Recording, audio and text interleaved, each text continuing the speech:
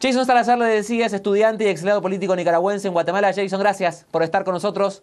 Buenas noches. Lo primero que quiero preguntarte es cómo te sentís de estar libre y en Guatemala ahora. Me siento verdaderamente contento y estar libre es como volver a nacer. Después de más de 500 días secuestrado por el régimen, verdaderamente lo catalogo como un milagro, volver a estar libre. Es una situación muy especial, con muchas sensaciones, tantas emociones. Agradezco profundamente primero al Señor, luego a todas las personas que han aportado un grano de arena en favor de nuestra libertad, al gobierno de los Estados Unidos y al gobierno de Guatemala por recibirnos, a las organizaciones como la OIM, ACNUR, que han estado pendientes de nosotros en todo este momento también, en este proceso que llevamos.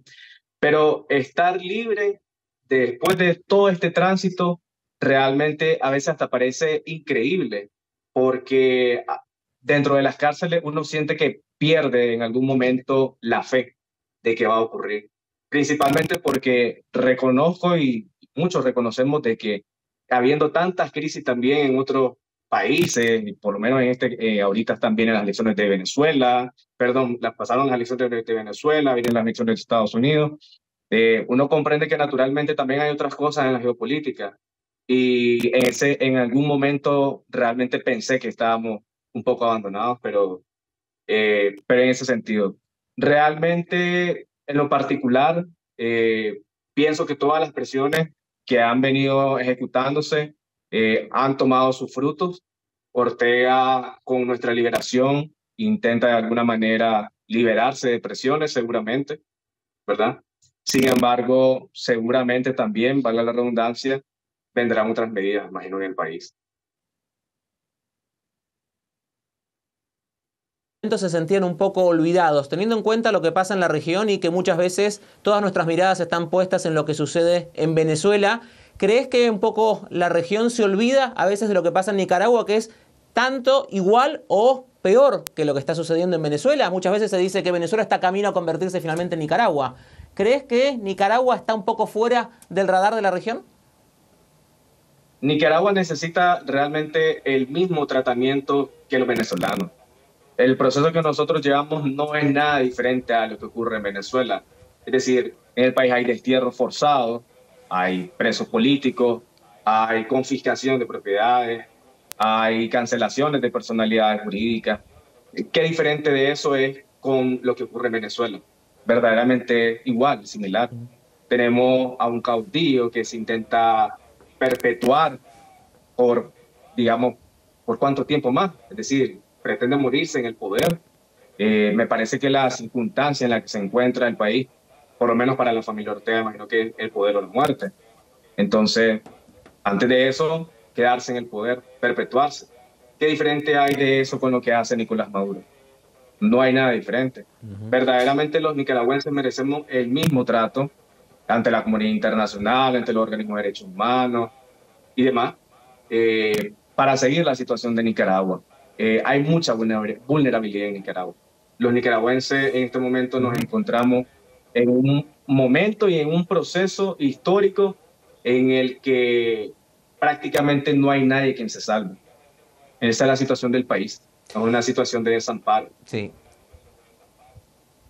Jason, contanos cómo fue todo este tiempo, estuviste más de un año preso. ¿Cómo fue transitar ese momento? ¿Cómo te trataron? Porque durante los primeros 70 días tengo entendido que ni siquiera pudiste comunicarte con tu familia, ellos tampoco tenían noticias tuyas. ¿Cómo fue este más del año que pasaste en prisión como un preso político? Pues hay dos facetas, ¿verdad? Los primeros 70 días los pasé en una cárcel de distrito, como le dicen aquí, como le dicen en Managua, que era el distrito 3. Ahí pasé 70 días. Luego de esos 70 días fui trasladado al sistema penitenciario. Ya trasladado al sistema penitenciario, ya después tuve mi primera visita especial. Eh, Realmente el trato, tanto en el Distrito 3 como, por ejemplo, en el sistema penitenciario, en todo momento no es un trato justo, no es un trato digno, verdaderamente. Te hacen sentir que no vales nada. Verdaderamente te hacen sentir que tu libertad depende de la gracia de qué o del favor de qué. en ningún momento tenés derecho a defenderte, tu vulnerabilidad está a flor de piel, tus derechos humanos, tu debido proceso, no existe eso. Y como no existe, estás en un limbo, estás en las manos de ellos. Que pueden hacer lo que quieran contigo, allá adentro. Esa es la realidad. Y te hacen sentir que verdaderamente tu vida no vale nada. Y eso es muy duro.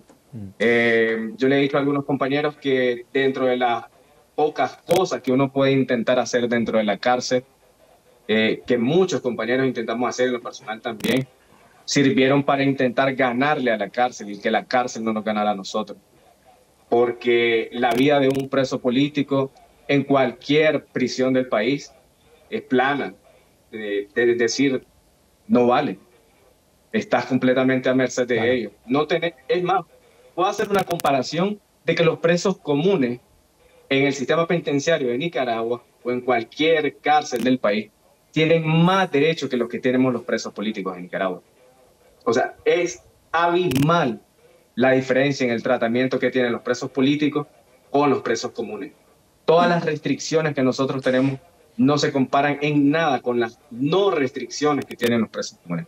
Con eso te puedo decir todo. Sí. Imagínate que nosotros nos encontramos en un sistema donde habían cámaras, donde había aislamiento de señal, donde habían custodios todo el tiempo, donde todo el tiempo había revisión, requisa. Y esa cosa en el sistema penitenciario no ocurre con los presos comunes, pero sí ocurre con nosotros. Claro. El trato completamente diferente. Te pregunto por último, Jason, ¿cómo te enteraste o cuándo se empezó a gestar esta posibilidad de tu liberación? ¿Cómo llegó esta posibilidad? Bueno, realmente que nos agarró por sorpresa, debo ser humilde en admitirlo. Todo empezó el 4 de septiembre, a eso de las 5:30, 6 de la tarde, hora de Nicaragua, cuando en ese momento un oficial del sistema penitenciario nos dice en emergencia que tenemos que irnos a bañar, literalmente que tenemos que irnos a bañar y que no preguntemos nada.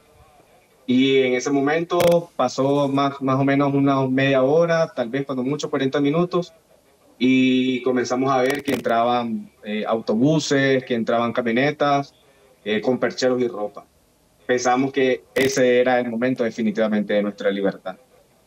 Pasado eso, comenzó un proceso en el que cada uno nos vinieron asignando ropa, comenzamos a cambiarnos, después comenzó un proceso, digamos, de documentación, ya para hacer como una verificación de nuestros pasaportes, logramos verlos en ese momento, y todo cambia para nosotros cuando en el momento que estamos en los autobuses esperando, no sabíamos que personal de la Embajada Americana se aparece. Y ya eso fue como lo definitivo. Se aparece personal de la Embajada Americana y nos explican que el gobierno, así lo dijeron ellos en el documento, de Nicaragua había tenido conversaciones con el gobierno de Estados Unidos, ¿verdad? Y que a partir de ahí las prácticas habían venido avanzando y se había gestado nuestra libertad. Bueno, qué buena noticia, ¿no? Esa, finalmente comenzar con una ducha y terminar finalmente saliendo después de más de un año de estar preso. Jason, gracias por haber estado con nosotros, por contarnos un poco la situación que se está viviendo en Nicaragua, lo que viviste, también el calvario que pasaste estando preso más de un año y por suerte que llegó esta liberación. Esperemos que la situación que ha ocurrido contigo ocurra con el resto de los presos políticos que todavía están allí en Nicaragua. Era Jason Salazar, uno de los 135 presos políticos de Nicaragua que han sido liberados recientemente. Gracias por haber estado con nosotros.